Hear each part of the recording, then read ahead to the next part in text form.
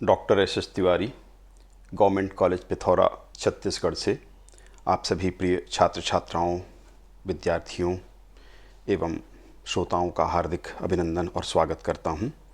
बंगाल में अंग्रेजी शक्ति के उदय के विषय में हम चर्चा कर रहे हैं। इसमें द्वितीय वीडियो में बक्सर के युद्ध के विषय में हम बात करेंगे। प्लासी के युद्ध के पश्चात किस तरह की परिस्थितियां थीं, मीर जाफ़र को नवाब बनाया गया था सिराजुद्दौला के स्थान पर, उसकी गतिविधियां किस प्रकार रहीं, उसने अपनी अयोग्यता से क्या नुकसान बंगाल का किया, कैसी परिस्थितियां उत्पन्न हुई, संक्षेप में इस पर बात करेंगे। फिर मीर कासिम के साथ अंग्रेज़ों ने समझौता किया, वह एक योग्य व्यक्ति था, उसके द्वारा किस तरह कार्य किया गया और अंग्रेज़ों से किस प्रकार उसकी शत्रुता हुई और अंततः युद्ध प्रारंभ हुआ या युद्ध के कारण विद्यमान हुए, उन कारणों पर हम विस्तार पूर्वक चर्चा करेंगे। और बक्सर युद्ध के पूर्व तक इस प्रथम वीडियो में किस तरह की परिस्थितियां थी, कौन से कारण थे, मीर जाफ़र, मीर कासिम और मुख्य रूप से क्या कारण थे, कौन सी परिस्थितियां थीं, उन पे इस वीडियो में हम चर्चा करेंगे। और इसके बाद फिर अगले वीडियो में युद्ध की घटनाएं, युद्ध के परिणाम, उसका महत्व और निष्कर्ष के ऊपर बात होगी। तो आइए शुरुआत करते हैं। बक्सर का युद्ध, मीर जाफ़र नवाब बना, इसके पूर्व की घटनाओं की चर्चा हम कर चुके हैं, प्लासी के युद्ध और मीर जाफ़र के नवाब बनने तक। मीर जाफ़र, मीर कासिम और युद्ध के पूर्व की परिस्थितियां।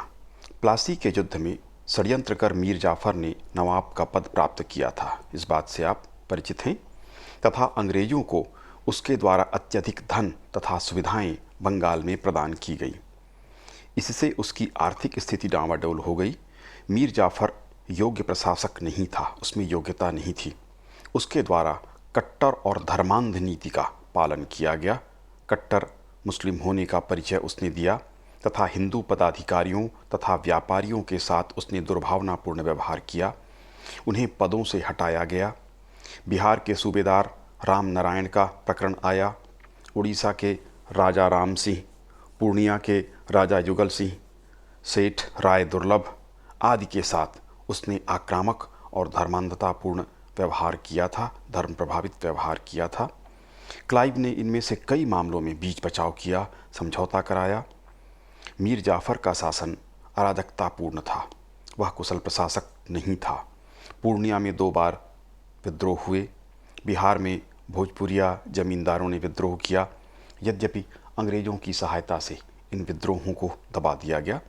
इन घटनाओं के विस्तार में हम नहीं जा रहे हैं, संक्षेप में चर्चा कर रहे हैं कि कौन सी परिस्थितियां थीं।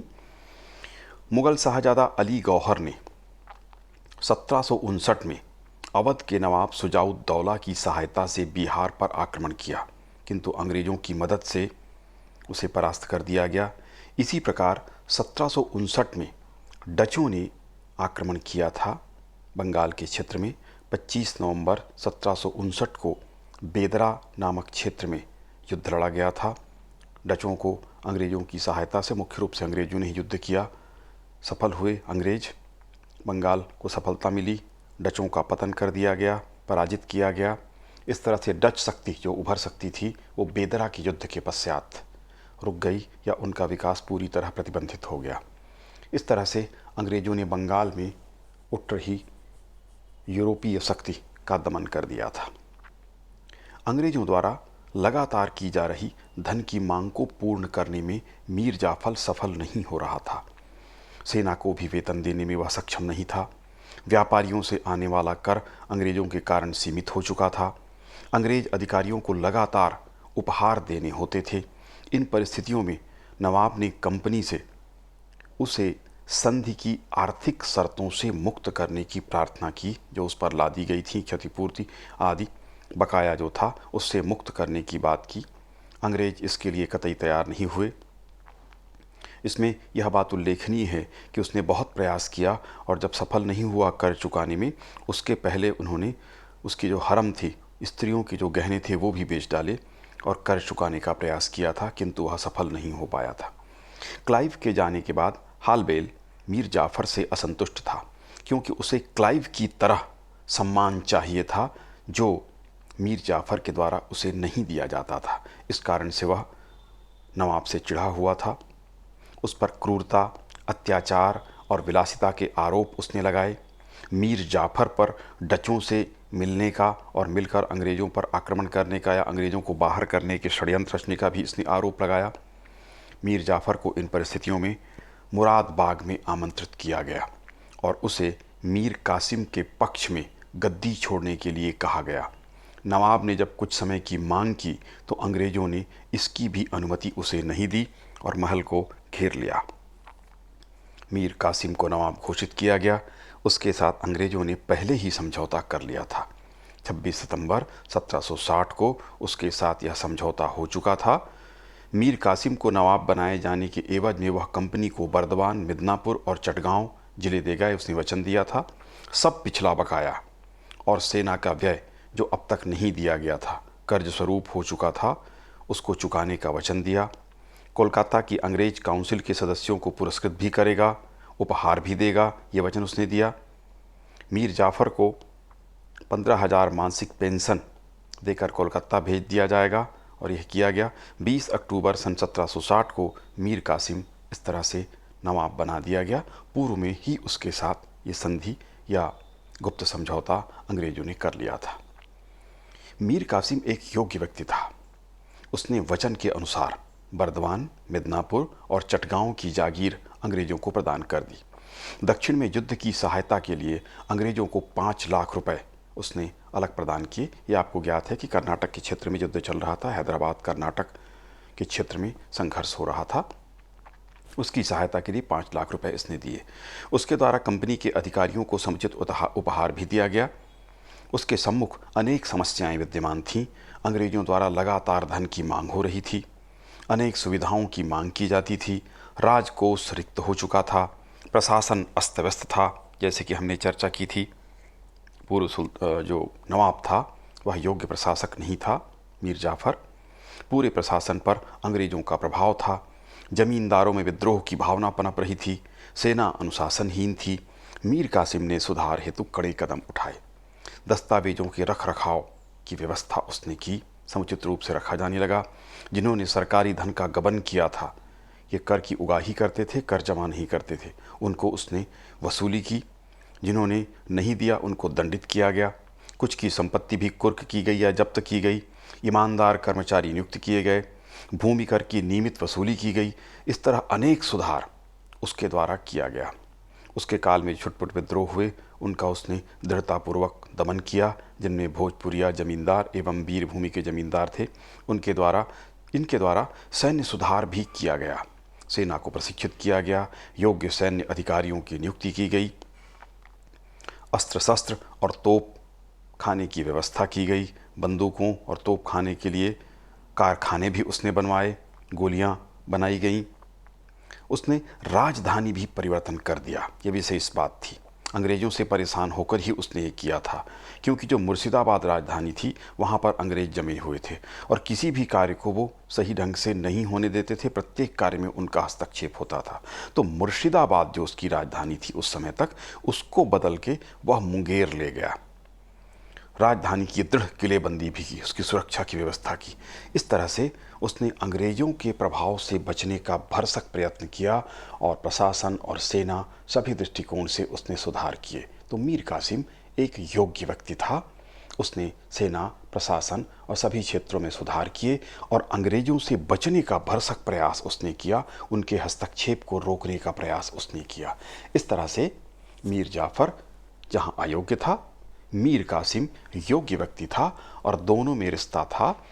दामाद था, ये मीर जाफ़र का दामाद था मीर कासिम, जो कि एक योग्य व्यक्ति था। उसने इस तरह के सुधार किए थे। इन परिस्थितियों में बक्सर युद्ध उत्पन्न हुआ।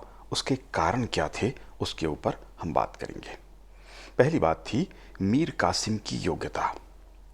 पॉइंट सुन के ही आपको आश्चर्य लगेगा, किसी की योग्यता युद्ध का कारण कैसे बन सकती थी, लेकिन ये यथार्थ है, सही बात है। मीर कासिम एक योग्य व्यक्ति था और कोई भी योग्य शासक या योग्य व्यक्ति या योग्य प्रशासक किसी भी अन्य शक्ति अथवा अंग्रेजों के हस्तक्षेप को स्वीकार नहीं कर सकता, क्योंकि उसमें योग्यता है, वह सही कार्य कर सकता है। तो अपने कार्य में किसी का भी हस्तक्षेप कोई भी व्यक्ति सामान्य परिस्थितियों में भी स्वीकार नहीं करेगा। वह शासन और प्रशासन में सुधार करना चाहता था, आर्थिक स्थिति बंगाल की या अपनी सुदृढ़ करना चाहता था। अब इन सभी कार्यों में सबसे बड़े बाधक के रूप में थे अंग्रेज, जो हर स्थान पर कोई न कोई बाधा खड़ी कर देते थे। तो इसकी योग्यता अंग्रेज़ों को खटकने लगी, क्योंकि इसके पूर्व जो नवाब था मीर जाफ़र, वह अयोग्य था। अंग्रेज जैसा कहते वह उसी तरह से करने लगता था। लेकिन क्योंकि यह योग्य व्यक्ति था, अपने राज्य का हित, अपना हित स्वयं अच्छी तरह से जानता था, जनता का हित भी पहचानता था, वह अपने ढंग से चलना चाहता था। यह बात अंग्रेज़ों को खटकने लगी और यह युद्ध का एक कारण बना। अंग्रेज़ों का अनुचित हस्तक्षेप। क्षेत्र के प्रत्येक मामले में अंग्रेज़ों द्वारा अनुचित हस्तक्षेप किया जाता था। न केवल शासन प्रशासन, सैनिक, कर के संबंध में, व्यापार के संबंध में, सभी मामलों में अंग्रेज़ों का हस्तक्षेप था। अंग्रेज जो अधिकारी कर्मचारी थे, उनके द्वारा अनुचित हस्तक्षेप किया जाता था, जो नवाब को बर्दाश्त नहीं था और वस्तुतः अनुचित भी था। जो उनकी मांगें थीं, जो कुछ शर्तें थीं संधि की, वो सारी शर्तें पूरी की जा चुकी थीं। इसलिए अब हस्तक्षेप का कोई कारण नहीं था। अंग्रेज़ों द्वारा धन की मांग। मीर कासिम के नवाब बनने के बाद भी अंग्रेज़ों की सभी देनदारियां पूर्ण कर दी गई थीं। यथोचित भेंट और उपहार पुरस्कार भी दे दिए गए थे, किंतु इसके उपरांत भी अंग्रेज़ों की धन की लालसा लगातार बनी रहती थी। जबकि मीर कासिम एक योग्य व्यक्ति था, सभी देनदारियों के पूर्ण कर देने के बाद वह अनुचित मांग को कभी भी पूर्ण करने वाला नहीं था और इसी बात को लेकर उसका विरोध था। अनुचित लाभ लगातार अंग्रेज प्राप्त करना चाहते थे। इसी बात को लेकर इनके बीच तनाव की स्थिति उत्पन्न हुई थी। नवाब द्वारा अंग्रेजों का हस्तक्षेप स्वीकार न करना। अंग्रेजों से हुए समझौते के अनुसार नवाब ने अपने वचनों को पूर्ण किया। जो भी देनदारियां थीं उसे वह पूरा कर चुका था। अब वह स्वतंत्रतापूर्वक शासन करना चाहता था, किंतु अंग्रेज़ों की हाथों की कठपुतली नहीं रहना चाहता था। किंतु अंग्रेज ऐसी स्थिति को सहन नहीं कर सकते थे। वह एक अयोग्य और आश्रित रहने वाला नवाब चाहते थे, जो उनके इशारों पर चले, उनकी कठपुतली हो। किंतु मीर कासिम स्वतंत्र प्रकृति का योग्य शासक था एवं अच्छा प्रशासक भी था। इस कारण से अंग्रेज़ों से उसका विरोध स्वाभाविक रूप से हुआ और टकराव हुआ। संरक्षण की नीति का त्याग। कंपनी के अधिकारी नवाब के विरोधियों को शरण दिया करते थे, अंग्रेज़ों को संरक्षण देते थे। इस बात से नवाब नाराज था, किंतु नवीन गवर्नर वेंसिस्टार्ट ने हस्तक्षेप और संरक्षण की नीति का त्याग कर दिया।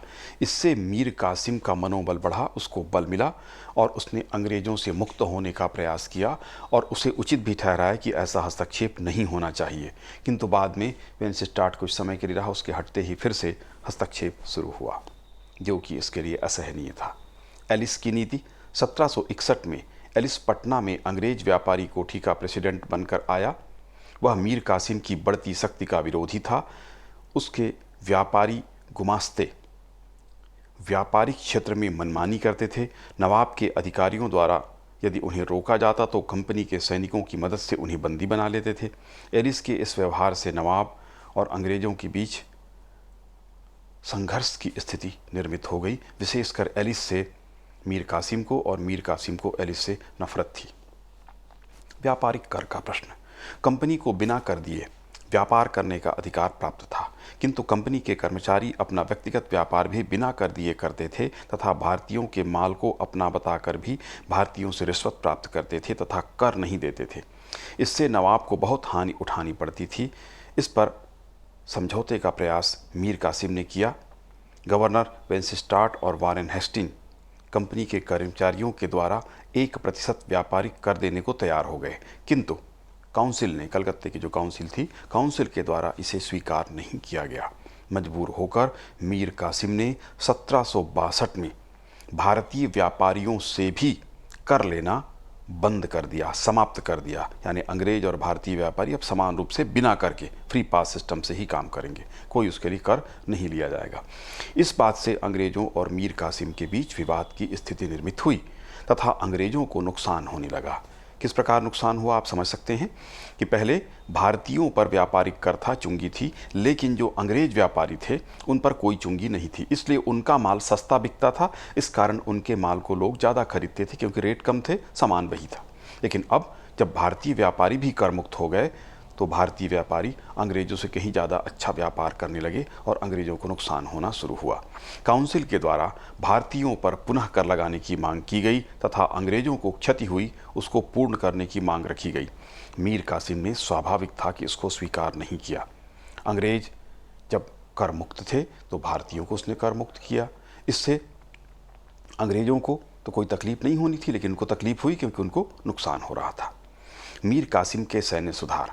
मीर कासिम के द्वारा अपनी सेना में सुधार किया गया। हथियार, बंदूक, तोपों के लिए कारखाने स्थापित किए गए। उसने अपनी अश्वारोही सेना की तैयारी की।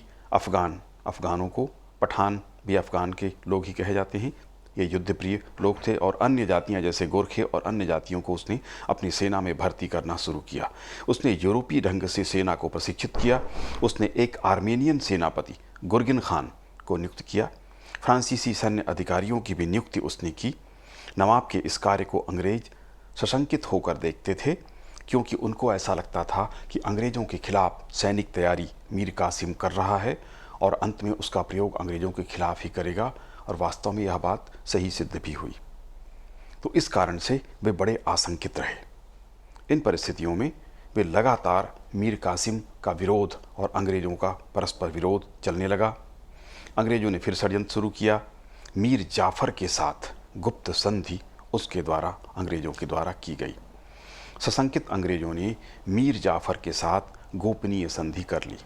इसके अनुसार उसे पुनः नवाब बना दिया जाएगा और इसके बदले में वह अंग्रेजों को कर मुक्त आंतरिक व्यापार की सुविधा देगा।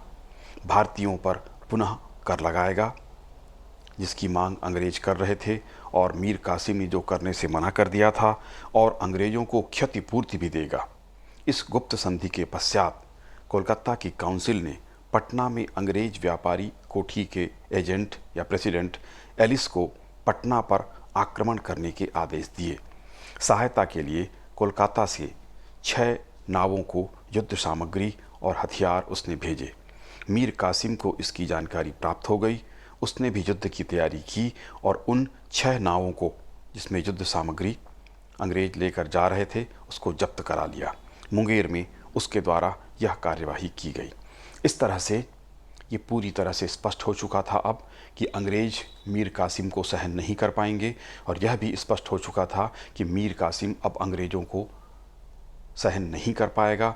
अंग्रेजों ने फिर षड्यंत्रकारी नीति चली और मीर जाफ़र को, जो कि मीर कासिम का ससुर था, मीर कासिम मीर जाफ़र का दामाद था, तो मीर जाफ़र के साथ पुनः समझौता कर लिया, क्योंकि वो समझ चुके थे और देख चुके थे कि मीर जाफ़र ज़्यादा आसान व्यक्ति था, मूर्ख था, अयोग्य था, और ऐसे ही व्यक्ति की आवश्यकता अंग्रेज़ों को थी। मीर कासिम योग्य व्यक्ति था और वह किसी भी रूप में अंग्रेज़ों के इशारे पर नहीं चल सकेगा, ये अंग्रेज़ों को स्पष्ट हो गया था। इस कारण उन्होंने मीर जाफ़र से समझौता किया और मीर कासिम के साथ युद्ध करने का उन्होंने निश्चय कर लिया, और एजेंट जो एलिस था पटना पर आक्रमण करने के लिए उसको भेज दिया। एलिस ने पटना पर आक्रमण किया। एलिस के द्वारा पटना पर आक्रमण कर उस पर अधिकार कर लिया गया। इस तरह से प्रारंभिक युद्ध की शुरुआत हो गई। मीर कासिम ने उसका त्वरित उत्तर दिया और पटना पर आक्रमण कर एलिस को परास्त कर दिया तथा पटना भी उसने छीन लिया। एलिस सहित 200 अंग्रेज बंदी बना लिए गए। इस तरह से ये प्रारंभिक टकराव हम देख सकते हैं कि एलिस के द्वारा पटना पर आक्रमण किया गया। इस आक्रमण का त्वरित जवाब मीर कासिम ने दिया और एलिस पर आक्रमण करके उसे परास्त किया और पटना पर उसने अधिकार कर लिया। न केवल अधिकार किया बल्कि 200 अंग्रेज जो वहाँ पर थे उनको उसने बंदी भी बना लिया। इस तरह से प्रारंभिक टकराव हुआ। अंग्रेजों ने जो 6 नाव भेजे थे जिसमें हथियार, माल असबाब थे, युद्ध सामग्री थी, उसको भी उसने जब्त करके अपने अधिकार में ले लिया। इस प्रकार प्रारंभिक टकराव पटना के क्षेत्र में हुआ और एलिस को पराजित करके इसने 200 अंग्रेजों को बंदी बना लिया था। इस तरह से मीर कासिम और अंग्रेजों के बीच प्रारंभिक टकराव शुरू हो गया, या हम ये कह सकते हैं कि बक्सर युद्ध की प्रारंभिक भूमिका इन टकरावों के साथ बन गई और यह परिस्थिति स्पष्ट हो गई कि अब निश्चित रूप से युद्ध होगा, और अंततः युद्ध हुआ जो बक्सर के युद्ध के नाम से जाना जाता है। तो बक्सर के युद्ध की आगे की परिस्थितियाँ किस प्रकार से यह अवध तक जाता है, पटना हत्याकांड करता है और मीर कासिम मुग़ल साम्राज्य के सम्राट के साथ समझौता कर, अवध के साथ समझौता कर सैन्य शक्ति इकट्ठी करता है और अंग्रेज़ों और जो भारतीय पक्ष के लोग थे उनके बीच किस प्रकार संघर्ष होता है, ये हम दूसरे वीडियो में चर्चा करेंगे।